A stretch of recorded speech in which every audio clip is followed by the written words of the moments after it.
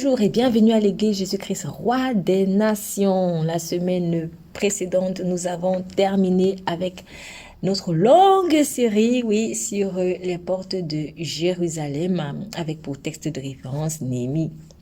Chapitre 3, j'espère vraiment que vous avez été bénis. On n'aura pas le temps de faire un résumé détaillé aujourd'hui parce que nous devons passer à autre chose. Mais si je puis dire quand même, voilà quelque chose par rapport à cela, c'est que n'oubliez pas que vous êtes le temple de Dieu et en tant que tel, en fait, vous avez plusieurs portes parce que vous n'êtes pas n'importe quel temple. Vous êtes un véritable palais. Donc, un palais de Jésus-Christ qui a plusieurs portes et qu'on pourrait appeler porte de brebis pour l'une, porte du vieux mur pour l'autre, porte de la vallée pour l'autre encore, etc. Et chacune de ces portes a une symbolique. Donc, allez écouter la série qui est disponible donc sur le site www.églisejesuschrist-roi-des-nations.com ou alors sur YouTube ou Spotify. Aujourd'hui, ce 10 mai 2026, nous allons entamer, ce n'est pas une nouvelle série, mais en tout cas, nous allons entamer et terminer un message que j'ai intitulé « Afin qu'il me serve ». Afin qu'il me serve. Alors, on aurait pu dire à 3 points de suspension afin qu'il me serve, ou alors plus simplement « Laisse aller mon peuple afin qu'il me serve. Laisse aller mon peuple afin qu'il me serve. » Alors, ça, c'était une phrase ou un ordre que Dieu avait donné au roi d'Égypte, Pharaon, lorsque son peuple Israël était en esclavage en Égypte. Donc, lorsqu'il avait envoyé Moïse pour délivrer son peuple, il lui dit, « Tu diras à Pharaon, ainsi parle l'Éternel, Israël est mon fils, mon premier-né. Je te dis, laisse aller mon fils pour qu'il me serve. Pour qu'il me serve. Si tu refuses de le laisser aller, voici, je ferai périr ton fils, ton premier-né. » Exode 4, versets 22 à 23. Alors, je préviens, aujourd'hui, nous allons faire beaucoup de lectures parce que ça sera nécessaire.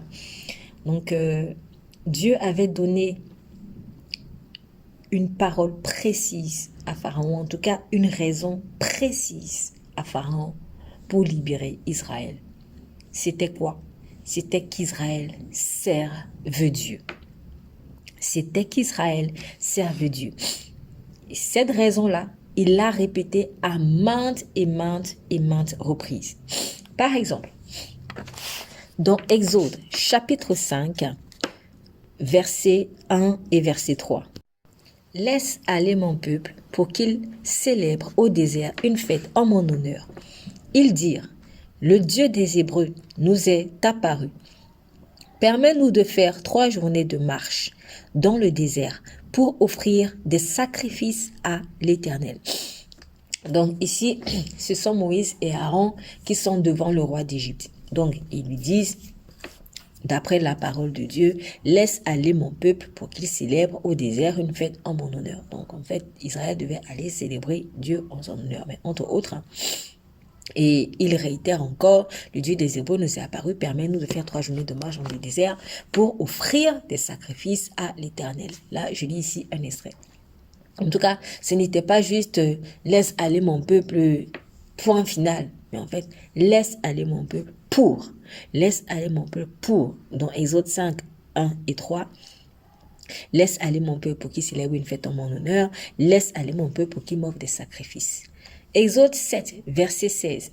Ici, nous sommes avant le début de la première plaie, qui est l'eau changée en sang.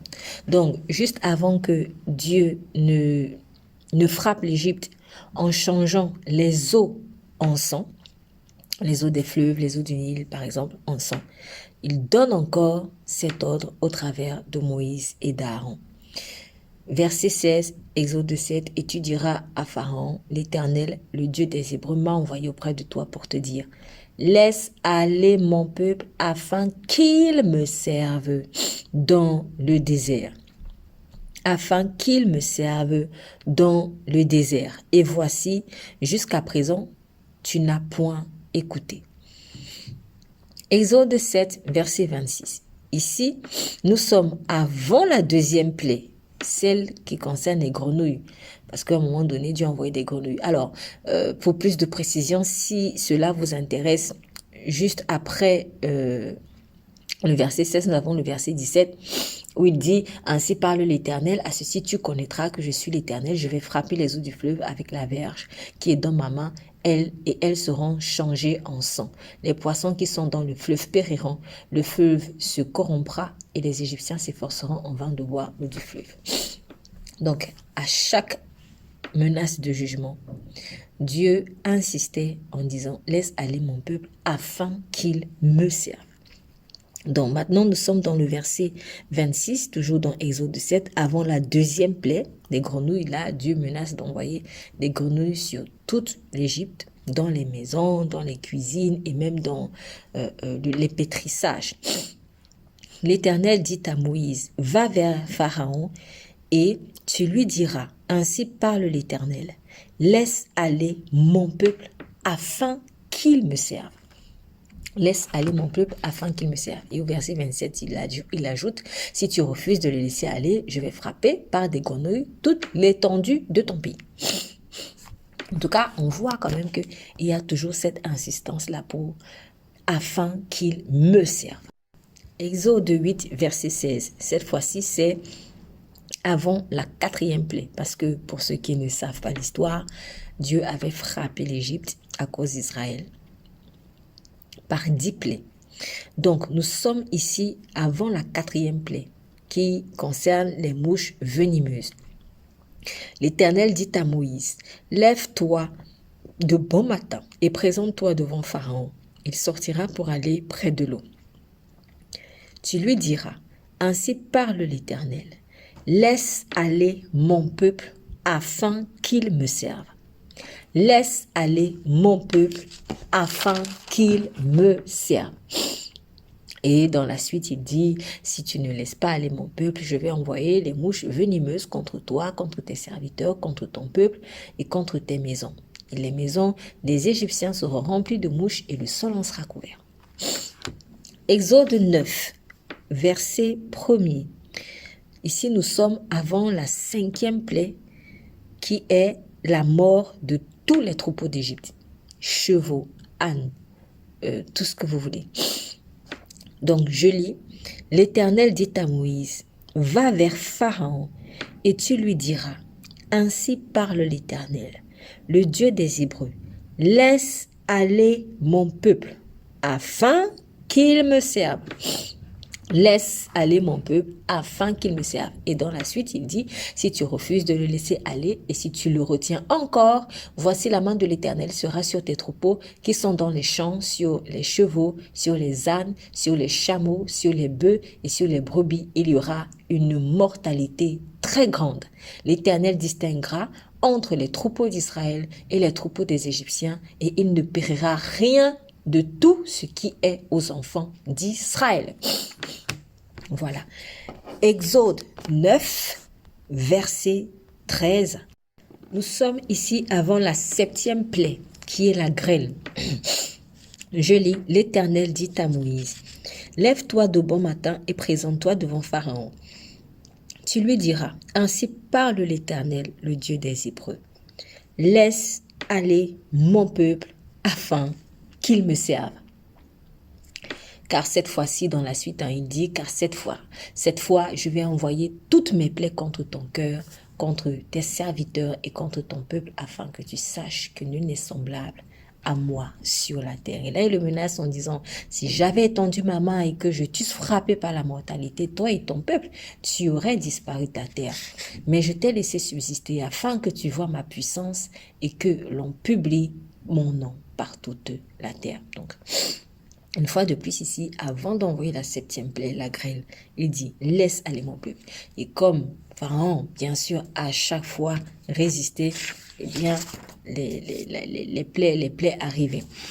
C'est comme ça que finalement, la plaie est arrivée, la grêle est tombée. Et en fait, quand on parle de grêle, croyez-moi, ce ne sont pas juste des des petits morceaux de glace que peut-être on a l'habitude de voir. Mais en fait, c'était de la grêle mêlée au tonnerre. Bon, allez, je vais lire verset 23. Exode 9, Moïse étendit sa verge vers le ciel et l'Éternel envoya des tonnerres et de la grêle et le feu se promenait sur la terre. L'Éternel fit pleuvoir de la grêle sur le pays d'Égypte. Il tomba de la grêle et le feu se mêlait avec la grêle. Elle était tellement forte qu'il n'y en avait point eu de semblable dans tout le pays d'Égypte depuis qu'il existe comme nation. La grêle frappa dans tout le pays, l'Égypte, tout ce qui était dans les champs, depuis les hommes jusqu'aux animaux. La grêle frappa aussi toutes les herbes des champs et brisa tous les arbres des champs. Ce fut seulement dans le pays de Gozen, où étaient les enfants d'Israël, qu'il n'y eut point de grêle. Donc, ceux des Égyptiens qui avaient pris l'avertissement de Dieu au sérieux, bien sûr, avaient retiré dans des champs leurs serviteurs et leurs troupeaux, on le précise quand même.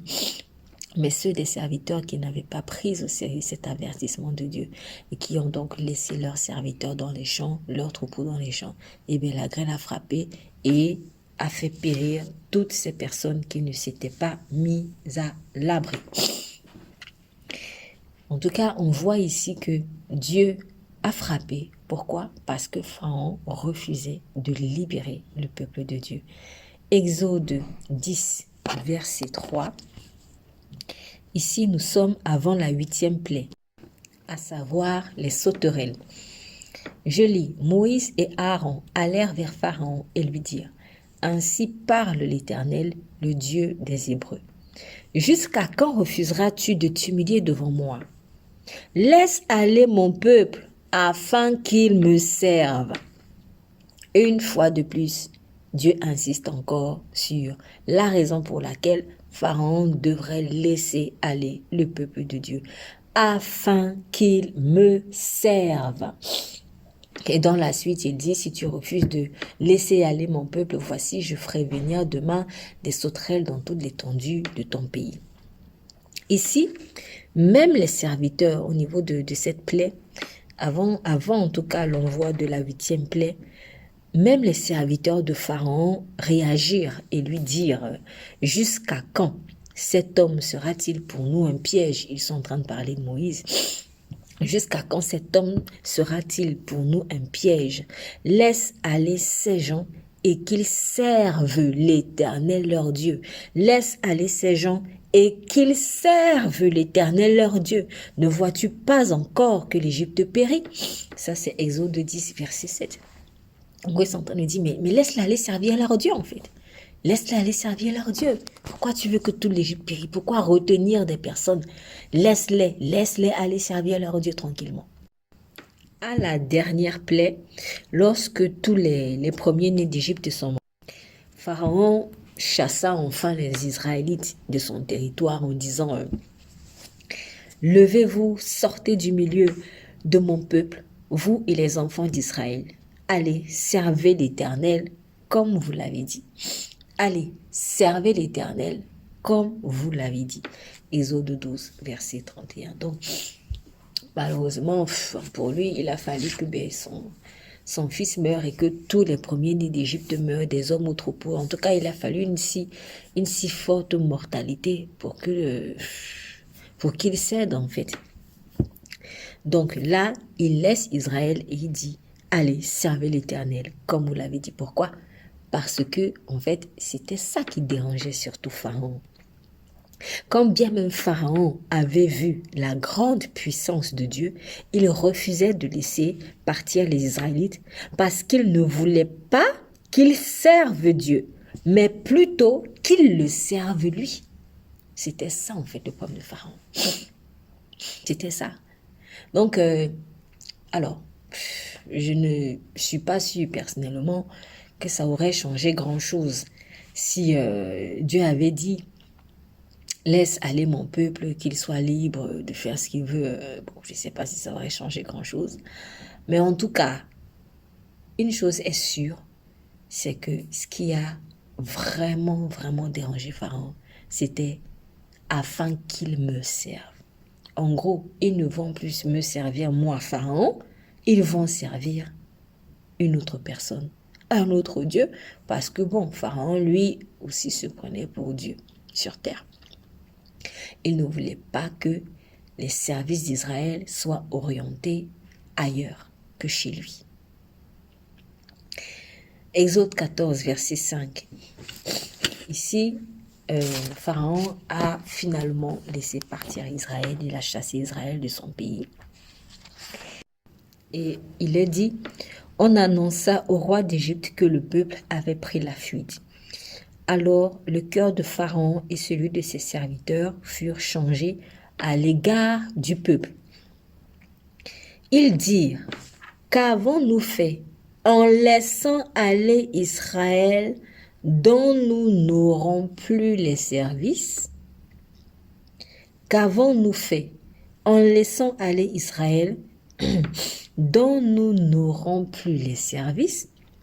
Et c'est ainsi donc que Pharaon et son armée se mirent à la poursuite des Hébreux vers la mer Rouge. Ça, vous le voyez dans Exode 14, verset 6. Donc, en gros, ils se sont dit, mais on n'aura plus les services des Israélites. On va faire comment? Qui va construire nos murs? Qui va construire encore mes palais? Qui va construire mes pyramides? Qui va venir casser les briques? Qui va aller chercher la faille? Qui va peut-être s'occuper, je ne sais pas moi, de mes serviteurs, de mes soldats, de mes petits, j'en sais rien. Mais en tout cas, je n'aurai plus les services d'Israël. Qui va encore puiser mon eau? Qui va me creuser des puits? Qui va me faire ci? Qui va me faire ça? Ouais, c'était ça. Et que sais-je encore? Il y avait tellement de services à rendre. Donc, Pharaon était dérangé parce qu'il voulait les services des Israélites gratuitement ou très, on va dire, à très bon marché. Bon, je suis même pas à l'aise avec cette expression très bon marché parce que quand normalement, quand on parle de bon marché, il faudrait quand même qu'il y ait un équilibre entre le vendeur et l'acquéreur. Mais ici, c'est pas du tout un bon marché. En fait, c'est qu'on est en train d'abuser d'une population. On est en train d'abuser de certaines personnes. On est en train d'abuser d'hommes, on est en train d'abuser de femmes et même d'enfants. Parce que dès que vous naissiez enfant d'un esclave, vous êtes automatiquement considéré comme esclave. Donc, ce qui a dérangé Pharaon, ce qui dérangeait Pharaon depuis le début, c'était en fait qu'il soit, en fait, il se sentait privé. Il ne voulait pas se sentir privé des services gratuits ou, en guillemets, très bon marché des Israélites. Aussi, ne voulait-il pas les servir, les laisser partir, surtout pour qu'ils aillent servir les intérêts d'un autre Dieu, dont ses intérêts à lui sont totalement opposés. En tout cas, en ce qui concerne ceux qui sont délivrés, lorsque Dieu nous libère d'un joug quelconque, c'est afin que nous le servions, lui, et non celui dont les intérêts sont à l'opposé de ceux de Dieu. Et nous-mêmes y compris, hein. Attention, nous-mêmes y compris. En effet, on peut avoir de la réticence, on pourrait avoir de la réticence à servir Pharaon, mais être prompte à se servir soi-même en prétextant servir Dieu.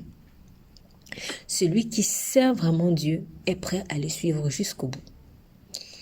Celui qui sert vraiment Dieu est complètement mort à ses propres ambitions. Celui qui sert vraiment Dieu ne vit que pour les ambitions de Dieu. Beaucoup de personnes crient à la délivrance quand elles souffrent, comme les Israélites qui souffraient en Égypte et qui criaient à Dieu. Mais une fois que Dieu les délivre, une fois que Dieu délivre ces personnes-là, elles vivent leur vie comme bon leur semble. Dieu ne nous a pas sauvés pour que nous vivions notre vie comme bon nous semble. Ce n'est pas cela la vraie liberté. Ce n'est pas cela la vraie définition de la liberté comme nous le pensons. Si Jésus-Christ est la vérité comme il le dit, je suis le chemin, la vérité et la vie, et que seule la vérité affranchit, aussi, comme il le dit, vous connaîtrez la vérité et la vérité vous affranchira. Cela veut dire que si l'on ne porte pas le joug de Jésus-Christ, nous ne serons pas vraiment libres. Si c'est la vérité qui te libère et que Jésus-Christ est la liberté, c'est donc en portant le joug de Jésus-Christ que tu vas vivre vraiment cette liberté-là. En dehors de cela, tu ne seras pas libre. Donc, si tu ne portes pas le joug de la vérité qui est Christ, tu ne seras pas libre. Mais en portant le joug de la vérité de Christ, alors là, tu seras libre. C'est pour cela aussi qu'il a dit dans Matthieu 11, verset 29, « Prenez mon joug sur vous et recevez mes instructions, car je suis doux et humble de cœur, et vous trouverez du repos pour vos âmes. » Donc, il dit d'abord dans le verset 28, « Venez à moi, vous tous qui êtes fatigués et chargés, je vous donnerai du repos. » Ça, c'est la délivrance du joug de Pharaon. Et après, il dit, « Prenez mon joug sur vous et recevez mes instructions, car je suis doux et humble de cœur et vous trouverez du repos pour vos âmes. » Ça, c'est le joug du nouveau maître, Jésus-Christ, que tu dois porter. Donc, tu as été libéré du joug d'un ancien maître, Pharaon, qui était un mauvais maître, mais pour embrasser le joug d'un nouveau maître qui est Christ. C'est ça, en réalité. Quand il s'apprêtait à entrer à Jérusalem, Jésus ordonna à 2 de ses disciples d'aller détacher un âne et une ânesse. Un ânon plus précisément et une ânesse. Matthieu 21, versets 2 à 3. C'est Jésus qui parle. Hein. « Allez au village qui est devant vous. Vous trouverez aussitôt une ânesse attachée et un ânon avec elle. Détachez-les et amenez-les moi. Si quelqu'un vous dit quelque chose, vous répondrez, le Seigneur en a besoin. Et à l'instant, il les laissera aller. » Et au verset 7, ils amenèrent l'ânesse et l'ânon, mirent sur eux leurs vêtements et le firent asseoir dessus. Alors, voilà encore une image de ce que Dieu fait dans chacune de nos vies au travers de Jésus-Christ, son Fils. Il l'a envoyé pour nous délivrer. Il a envoyé son Fils Jésus-Christ pour nous délivrer. Et pourquoi? Parce que nous étions attachés quelque part sans pouvoir être libres de vivre la vie que Dieu a longtemps préparée d'avance pour nous. Jésus vient nous délivrer, parfois en envoyant ses serviteurs, hein, comme on le voit ici, il envoya 2 de ses disciples. Donc, quelle que soit la manière dont le Seigneur te délivre, en tout cas, le Seigneur Jésus-Christ te délivre. Pourquoi? Parce que tu étais lié quelque part. Tu peux peut-être être libre d'aller et de venir. Tu as une maison, je sais pas, tu as un travail, tu as des voitures ou pas, tu as même une famille, peu importe. Mais il y a quelque chose au fond de toi, en fait, qui te dit tu n'es pas libre. Et tu le sens. Tu le sens. Parfois aussi, tu peux avoir certaines addictions. Tu as essayé d'arrêter. En fait, tu n'as pas pu. Et finalement, tu t'es convaincu que, bon, en fait, c'est bon pour moi. Mais en réalité, tu n'es pas libre. Parce que ce qui a triomphé de toi est en réalité une chaîne.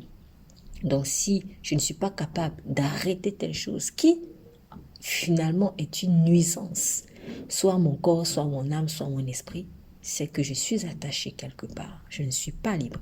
Donc, nous étions tous, pour autant que nous sommes attachés quelque part, ou nous sommes encore pour certains d'entre nous attachés quelque part, sans pouvoir être libres de vivre la vie, la belle vie que Dieu a préparée pour nous longtemps en avance. Jésus, il vient nous délivrer en précisant qu'il a besoin de nous. Le Seigneur en a besoin. Le Seigneur en a besoin. Voilà. Et une fois que nous sommes détachés de nos chaînes comme ces ânes-là, il se sert de nous alors pour aller où il doit aller afin de sauver d'autres personnes. Donc, en fait, cet âne sur lequel Jésus est monté pour entrer à Jérusalem, c'est aussi l'image de toi. C'est aussi l'image de ma vie sur laquelle, entre guillemets, Jésus monte pour pouvoir aller à Jérusalem, pour pouvoir aller à Samarie, pour pouvoir aller à Washington, pour pouvoir aller, je sais pas, au Togo, pour pouvoir aller en Afrique du Sud, pour pouvoir aller à Taïwan, pour pouvoir aller, bref, peu importe là où il m'emmène, pour pouvoir aller à Abu Dhabi, pour pouvoir aller là où Jésus a besoin d'aller, là où il veut aller. Il veut se servir de toi, il veut se servir de moi. Et il m'a libéré pour ça. Donc, l'ânesse et son petit, bon, entre parenthèses, vous voyez, on parle d'une ânesse, on parle d'un petit, ça veut dire qu'il y a aussi des délivrances en groupe, des délivrances en famille. Le Seigneur vient, il entre dans une famille et il délivre. En fait, cette famille-là, c'est pour que cette famille-là le serve. Donc, laissez aussi vos petits-enfants servir Dieu, s'il vous plaît. Donc, l'âne et son petit n'ont pas été détachés pour errer ça et là. L'âne et son petit n'ont pas été détachés par les serviteurs de Jésus pour errer ça et là. Si vous cherchez à vous libérer d'une chaîne des ténèbres pour vivre ça et là, pour vivre, bref, votre vie comme vous voulez, vous retournerez aux ténèbres. Vous retournerez fatalement aux ténèbres. Pourquoi? Parce que le diable pourra facilement vous y contraindre. Il pourra facilement vous y contraindre, étant donné que vous n'avez pas Jésus-Christ comme maître. Or, seul Jésus-Christ a vaincu le diable. Seul Jésus-Christ a vaincu le diable à la croix. Donc, celui qui est son propre maître aura finalement pour maître Satan, consciemment ou non. Certains, ils en sont conscients. Ils sont bien conscients qu'ils servent Satan. D'autres ne sont pas conscients qu'ils servent Satan. Et ça, c'est encore très dommage. Ils ne savent pas qu'ils servent Satan et du coup, ils se retrouvent être des instruments de Satan malgré eux en faisant des dégâts partout. Donc, celui qui est son propre maître aura finalement pour maître Satan, consciemment ou non. Nous allons lire Matthieu 12, versets 43 à 45. Alors, le contexte ici, c'est le Seigneur Jésus-Christ qui venait de refuser un miracle parce que il y avait quelques-uns des scribes et des pharisiens qui ont dit, Maître, nous voudrions te voir faire un miracle, quoi. Et le Seigneur a refusé. Le Seigneur a refusé en leur disant qu'ils n'auront pas d'autre miracle que celui de Jonas, c'est-à-dire la résurrection. Donc, il va aller à la croix, il va mourir et ressuscitera le 3e jour. Voilà le miracle dont ils ont vraiment besoin. Et dans ce contexte-là, il leur dit, lorsque l'esprit impur est sorti d'un homme, il va par des lieux arides, cherchant du repos, et il n'en trouve point. Alors il dit, je retournerai dans ma maison d'où je suis sorti, et quand il arrive, il la trouve vide, balayée et ornée. Il s'en va, et il prend avec lui 7 autres esprits plus méchants que lui. Ils entrent dans la maison, s'y établissent, et la dernière condition de cet homme est pire que la première. Il en sera de même pour cette génération méchante.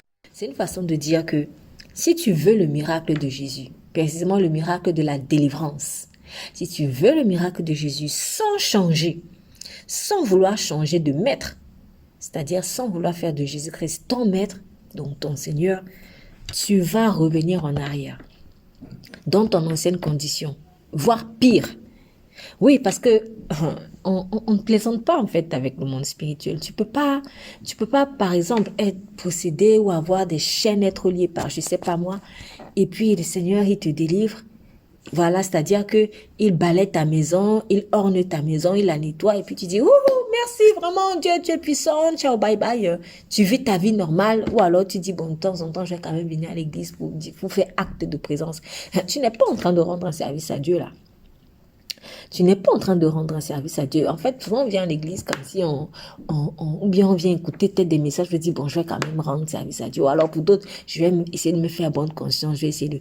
Non. Mets-toi véritablement, pleinement au service de Dieu. Se mettre au service de Dieu, ça ne veut pas dire forcément que tu vas prendre le micro, te mettre dans une chaire en train de prêcher. Non. Il y a mille et une manières de servir Dieu. Si tu te fies à Jésus-Christ, tu vas trouver ta voie. Mais en tout cas, lui, ce qu'il attend de toi, c'est la disposition de ton cœur. Une entière disposition de ton cœur. Donc, ne sois pas comme cette génération dont il a parlé qui veut la délivrance, veut le miracle, et puis qui ne veut pas être cet âne sur lequel Jésus pourra monter pour aller où il veut. Donc, c'est celui qui est ton maître, en fait, qui te délivre. Ça veut dire que si je peux me libérer moi-même, alors que je sois mon propre maître. Mais si c'est Jésus-Christ qui me délivre, si c'est lui qui me libère, alors que je serve Jésus-Christ. Donc, celui qui a pour maître Jésus-Christ, il est protégé. Celui qui a pour maître Jésus-Christ est protégé. Celui qui n'a pas pour maître Jésus-Christ, tu ne peux pas vraiment être protégé. Parce que seul lui a vaincu la mort. Or, qui dit maître, dit serviteur. Si tu dis donc que Jésus-Christ est ton maître, c'est que tu es son serviteur ou sa servante. Et il faut l'être concrètement et non juste avec les lèvres. Comme il est dit dans Matthieu 15, verset 8, « Ce peuple m'honore des lèvres, mais son cœur est éloigné de moi. » Oh, je vais servir Dieu, mais quand Dieu maintenant dit fais ci, fais ça, on rechigne. Donc, alors, oui à la délivrance de l'esclavage, mais oui surtout au service pour Dieu qui en est la suite. Et cela toute notre vie. Soyons comme Marie qui a dit, je suis la servante du Seigneur, qu'il me soit fait selon ta parole. Et vous savez, la délivrance véritable, elle a lieu, ou en tout cas, je dirais les choses plutôt ainsi. Le diable te lâchera vraiment quand il entendra ceci. Le Seigneur en a besoin. Vous voyez, dans Matthieu 21, versets 2 à 3, le Seigneur a dit, si quelqu'un vous dit quelque chose, lorsqu'il envoie ses disciples aller délivrer les ânes, si quelqu'un vous dit quelque chose, vous répondrez, le Seigneur en a besoin. Et à l'instant, il les laissera aller. En fait, j'ai vraiment l'image des ténèbres qui ne peuvent rien faire. Dès lors qu'ils entendent, le Seigneur en a besoin. Le Seigneur, c'est qui? C'est lui. Il parle de lui là. Le Seigneur Jésus en a besoin. Donc, quand tu vas même peut-être prier pour quelqu'un, lâche peut-être tu chasses un mauvais esprit. Lâche. Pourquoi en fait? Pourquoi le mauvais esprit doit chasser? Quand on chasse au nom de Jésus, c'est une façon de dire le Seigneur en a besoin. Et c'est pour cela que le démon laisse. Tu ne peux pas juste venir chasser comme ça, pas. Ou même en disant c'est Dieu qui a dit. Quel Dieu? Parce que des dieux, il y en a beaucoup. Et donc, il ne va pas laisser. Il ne va pas laisser son captif ou sa captive parce que tu dis que Dieu a dit. Tu ne pourras pas libérer cette personne au nom de je sais qui. Mais quand tu dis au nom de Jésus, c'est une façon de dire le Seigneur Jésus en a besoin. Donc, tu lâches cette personne, esprit méchant, pour qu'elle se mette au service de Jésus-Christ. En fait, c'est au nom de Jésus, c'est sous-entendu, le Seigneur Jésus en a besoin. Donc, ce n'est pas pour que cette personne aille errer et vivre sa vie comme elle veut. Si c'est pour cela, le démon ne laissera pas. Il ne laissera pas. Et si tu mens, si tu dis oui, je veux la délivrance au nom de Jésus, oui, dis même Jésus, même si je ne crois pas à Jésus. Si tu fais ça et que finalement tu n'as honoré Jésus que par tes lèvres, oh, tu t'exposes. Tu t'exposes à cet esprit plus méchant et à ce que ta condition soit pire qu'avant. Donc, faisons attention. Ici, c'est pas de faire peur, c'est pas de nous effrayer. Mais il faut quand même dire la vérité. Il faut dire la vérité parce que c'est ça qui libère.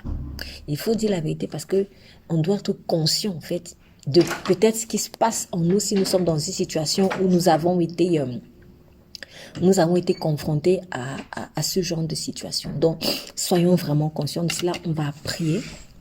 Père, je te dis merci pour ta parole. Je te dis merci parce que tu es vraiment celui qui libère. Je prie pour des personnes qui ont besoin de libération, peut-être qui crient à toi parce qu'elles ont besoin d'être délivrées du joug de Pharaon. Merci pour ta délivrance. Je prie qu'elles soient conscientes de ce qu'elles doivent te servir. Parce que c'est pour cela que tu viens les délivrer. Laisse aller mon peuple afin qu'il me serve. C'est ce que tu as dit à Pharaon. Tu as aussi dit, en allant libérer les ânes, le Seigneur en a besoin. Et tu as dit, à l'instant, il les laissera aller. Alors, rien ne peut arrêter une personne qui doit être mise au service du Seigneur Jésus-Christ. Que toute la gloire te soit rendue en ton saint nom, Seigneur. Nous prions. Amen. Amen. Amen.